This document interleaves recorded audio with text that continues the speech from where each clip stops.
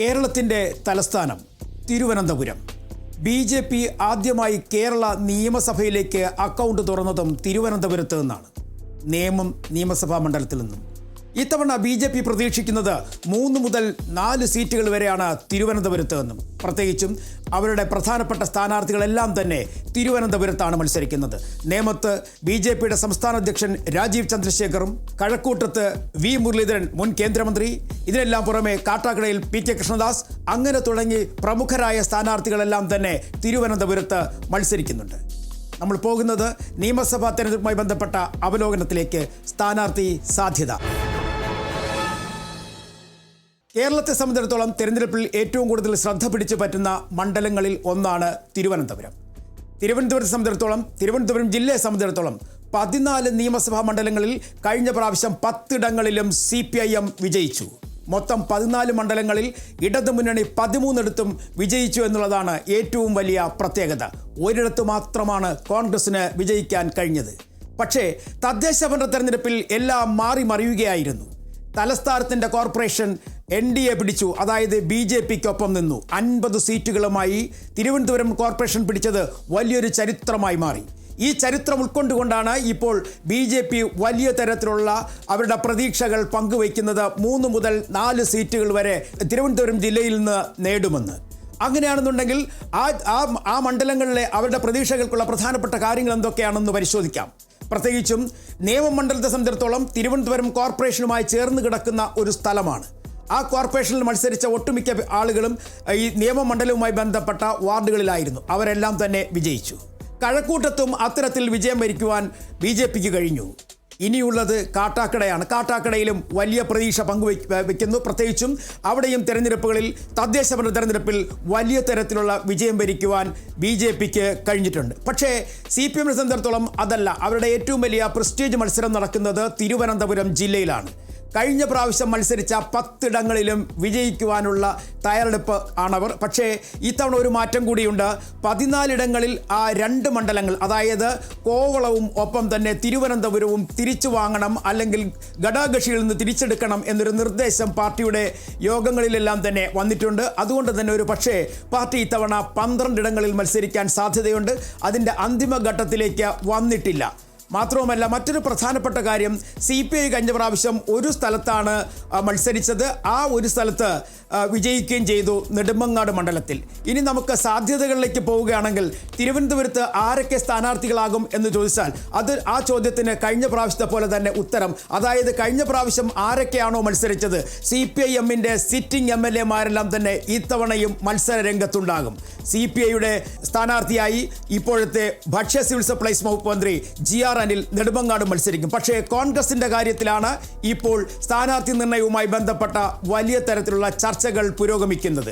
മാത്രവുമല്ല, മറ്റൊരു പ്രധാനപ്പെട്ട കാര്യം, ഈ കഴക്കൂട്ടവും വട്ടിയൂർക്കാവും കാട്ടാക്കടയും ആറ്റിങ്ങലിലും BJP പ്രധാനമായും ലക്ഷ്യം വയ്ക്കുന്ന മണ്ഡലങ്ങൾ. സ്ഥാനാർത്ഥി പ്രഖ്യാപനവുമായി ബന്ധപ്പെട്ട ചർച്ചകൾ അവർ പുരോഗമിക്കുകയാണ്. കാരണം ആറ്റിങ്ങൽ സംവരണ മണ്ഡലമാണ്. അവിടെ കഴിഞ്ഞ പ്രാവശ്യം 20,000-ലധികം വോട്ട് BJPക്ക് നേടാൻ കഴിഞ്ഞു എന്നുള്ളതാണ് അവർക്ക് കൂടുതൽ പ്രതീക്ഷ നൽകുന്ന കാര്യങ്ങൾ. കോൺഗ്രസിൻ്റെ അടുത്തേക്ക് വരികയാണെങ്കിൽ കോൺഗ്രസിൻ്റെ സ്ഥാനാർത്ഥി പട്ടികയുമായി ബന്ധപ്പെട്ടുള്ള ചർച്ചകൾ അവസാന ഘട്ടത്തിലേക്ക് എത്തിയെങ്കിൽ തന്നെയും ചില പേരുകളുടെ കാര്യത്തിൽ ചില തർക്കങ്ങൾ അവിടെ അവശേഷിക്കുന്നുണ്ട്. അതായത് മുൻ സ്പീക്കർ N ശക്തൻ നെയ്യാറ്റിൻകരയിൽ മത്സരിക്കും എന്നുള്ളത് ഏകദേശം ഉറപ്പായി. ഇപ്പോൾ തിരുവനന്തപുരം കോർപ്പറേഷനിലെ കൗൺസിലർ ആയ ശബരിനാഥ് മുൻ MLA ആണ്. അരുവിക്കരയിൽ നിന്നാണ് അദ്ദേഹം വിജയിച്ചത്. അദ്ദേഹം ഇത്തവണ അരുവിക്കരയിലാണോ തിരുവനന്തപുരം സെൻട്രലാണോ എന്നുള്ള കാര്യത്തിൽ ഒരു തീരുമാനത്തിലേക്ക് എത്തിയിട്ടില്ല. പക്ഷേ നേമത്തേക്ക് അവർ ഒരു പുതുമുഖത്തെ ഒരു പക്ഷേ പരീക്ഷിക്കും കോൺഗ്രസ്. അത് വൈഷ്ണ സുരേഷ് ആയിരിക്കും. കാരണം കേരളത്തിലെ ഏറ്റവും കൂടുതൽ ചർച്ച ചെയ്യപ്പെട്ട ഒരാളാണ് വൈഷ്ണ സുരേഷ്. തിരുവനന്തപുരം കോർപ്പറേഷനിലേക്ക് സ്ഥാനാർത്ഥിയായപ്പോഴേക്കും വലിയ തരത്തിലുള്ള വിയോജിപ്പുകൾ പല ഭാഗത്തുനിന്നുണ്ടായി. സ്ഥാനാർത്ഥിത്വം പോലും ചോദ്യം ചെയ്യപ്പെടുന്നു, ഹൈക്കോടതി ഇടപെടുന്നു, പിന്നീട് മത്സരിക്കുന്നു. അങ്ങനെ വൈഷ്ണ സുരേഷ് വിജയിച്ചു. ആ വൈഷ്ണ സുരേഷിനെ നേമത്തേക്ക് പരീക്ഷിക്കാൻ ഒരു സാധ്യത കാണുന്നുണ്ട്. അതുപോലെ തന്നെ വട്ടിയൂർക്കാവിൽ K മുരളീധരൻ, കാരണം നേരത്തെ അദ്ദേഹം അവിടുത്തെ സ്ഥാനാർത്ഥിയായിരുന്നു. അതുകൊണ്ട് തന്നെ വട്ടിയൂർക്കാവിൽ ഇത്തവണയും അദ്ദേഹം മത്സരിക്കും. അരുവിക്കരയിലാണ് കോൺഗ്രസ് ഒരു പക്ഷേ ഒരു പരീക്ഷണത്തിന് തയ്യാറെടുക്കുക. അവിടെ UDFിൻ്റെ കൺവീനറായിരുന്ന മുൻ KPCC അധ്യക്ഷനായിരുന്ന MM ഹസനെ മത്സരിപ്പിക്കുന്നതിനെ കുറിച്ചാണ് കോൺഗ്രസ് ആലോചിക്കുന്നത്. വർക്കലയിലേക്ക് എത്തുമ്പോൾ വർക്കല കഹാർ തന്നെയായിരിക്കും മത്സരിക്കുക. മറ്റു സാധ്യതകളും അല്ലെങ്കിൽ മറ്റാരും തന്നെ അവിടെ മത്സരിക്കാനുള്ള സാധ്യതയില്ല. കാരണം അദ്ദേഹത്തിന് ഒരു പ്രാവശ്യം അരുവിക്കരയിൽ മത്സരിക്കണമെന്നൊരു ആവശ്യം KPCC നേതൃത്വത്തിന് മുന്നിലേക്ക് വെച്ചിട്ടുണ്ട്. അതുകൊണ്ട് തന്നെ MM ഹസൻ്റെ പേര് പരിഗണിക്കാനുള്ള സാധ്യത തള്ളിക്കളയാനാകില്ല. അതേസമയം കഴക്കൂട്ടത്തേക്ക് വരുമ്പോൾ കഴക്കൂട്ടത്താണ് മറ്റൊരു ചർച്ചയിലേക്ക് കാര്യങ്ങൾ പോകുന്നത്. കാരണം CPM വിട്ടുവന്ന പ്രേംകുമാറിൻ്റെ പേര് കഴക്കൂട്ടത്ത് പരിഗണിക്കുമോ, അതുമായി ബന്ധപ്പെട്ടുള്ള ചർച്ചകൾ പുരോഗമിച്ചു വരികയാണ്. അങ്ങനെയാണെന്നുണ്ടെങ്കിൽ കഴക്കൂട്ടത്തും മത്സരം തീപാറാനുള്ള സാധ്യതയുണ്ട്. കാരണം അവിടെ CPIMൻ്റെ സിറ്റിംഗ് MLA കടകംപള്ളി സുരേന്ദ്രനാണ്. കടകംപള്ളി സുരേന്ദ്രനെ സംബന്ധിച്ചിടത്തോളം അദ്ദേഹത്തിന് നല്ല ബന്ധമുള്ള, അദ്ദേഹവും കഴിഞ്ഞ കുറേ നാളുകളെ അവിടെ പ്രവർത്തിച്ച് പരിചയമുള്ള ഒരാളാണ്. അവിടേക്കാണ് പ്രേംകുമാർ ചേരുന്നത്.